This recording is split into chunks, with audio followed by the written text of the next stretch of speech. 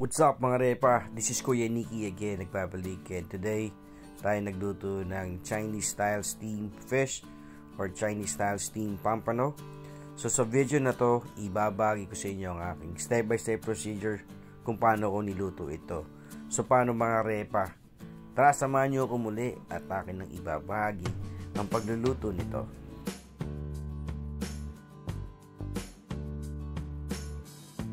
Alright mga kaibigan, simulan na natin ang pagluto ng ating Chinese style steamed fish na gamit ay pampano. So ito yung ating mga ingredients. Meron tayong luya at meron tayong onion spring. Sa luya natin, gagamit tayo dito ng marami at hihiwain natin to ng pa-julienne or yung maninipis lang siya. Tapos meron tayo ditong onion leeks. Dalawang klaseng hiwa natin dito. Isang 2 inches lang na gayat. At yung isa naman ay parang tayong naghihiwa ng parang pang palito ng posporo or matchsticks. Yung isa dito ay pang ating garnish at yung isa naman pang stuff natin sa loob ng ating pampano na isda.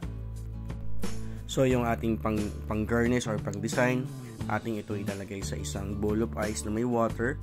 In that way yung ating onion leeks ay mag-curl siya or parang kumulot.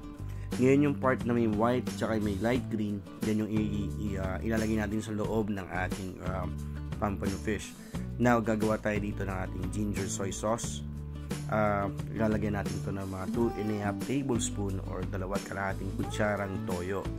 So, pwedeng gumamit kayo dito ng light soy sauce. Ngayon, since soy sauce ang gamit natin dito, kaya hahaluan ko siya ng tubig.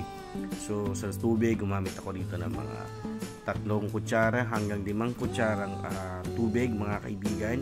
In that way, malesen natin yung sodium or yung alat ng ating soy sauce. Pagkatapos yan, mag-add tayo dito ng brown sugar. To taste yan mga kaibigan, depende yan sa preferred yung tamis. Tapos para naman may sipa tayo ng Chinese style, kaya hahaluan natin siya ng sesame oil. Tapos lalagyan din natin siya ng ground black pepper o yung pamintang durog. So 1 teaspoon of ground black pepper, sesame oil siguro 1/2 tablespoon ang nagamit natin. Tapos yan, hahaluin lang natin yan. Tapos ito, ilalagay natin yung ating isda sa isang plato na kaya niya hindi yung madaling babasag. Kasi ito, ating gugupitin yung kanyang gills saka yung mga hasang para mas masarap lalo kainin ng ating isda. Ating itong hinilamusan ng asin, pagkatapos ng a few minutes ay ating binanlawan. Tapos yung ating mga prepare na luya at saka onion leeks ating ilalagay sa loob at labas ng ating isda mga kaibigan.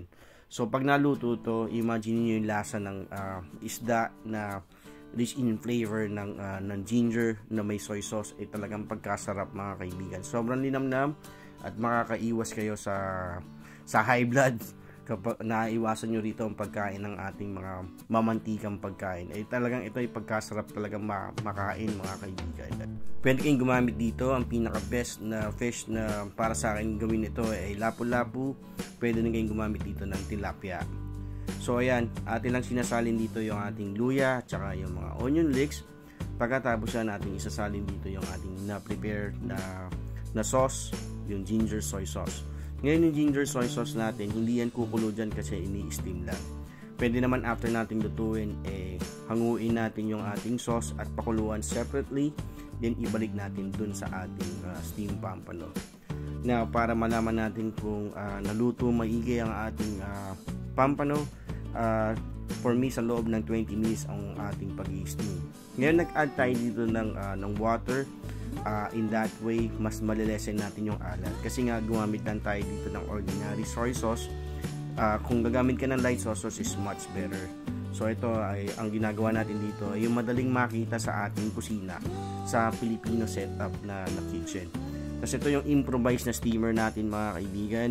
So, pagka kumukulo na yan, atin ang ilalagay yung ating isda. So, make sure lang yung ating gamit na plate dito ay kaya na mag-absorb talaga ng heat at hindi mabasag. So for 20 minutes yan.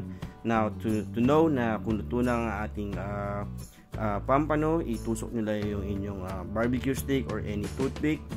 Kapag hindi siya bumabaon sa dulo, ibig sabihin hindi pa luto. Pero pag tumatago siya hanggang sa other side, meaning say luto na ang inyong steam pampano. So ayan, ganito lang kasimple magluto nito mga kaibigan. Ay garantisado ko sa inyo magugustuhan ng inyong pamilya, especially ng inyong mga lolo't lola at inyong mga magulang. So ito ang ating pagluto nito. Ayan, tapos na tayo magluto ng ating Chinese style steamed fish or Chinese style steamed pampano. Naway meron kayong bagong recipe na maluluto for your family. Sa mga hindi pa nagsasubscribe, baka pwede naman mag-subscribe and hit the notification bell para updated kayo sa aking mga videos. So this is again Kuya Nicky. I just wanna say thanks everyone sa support. So till next video, thanks everyone and have a good day.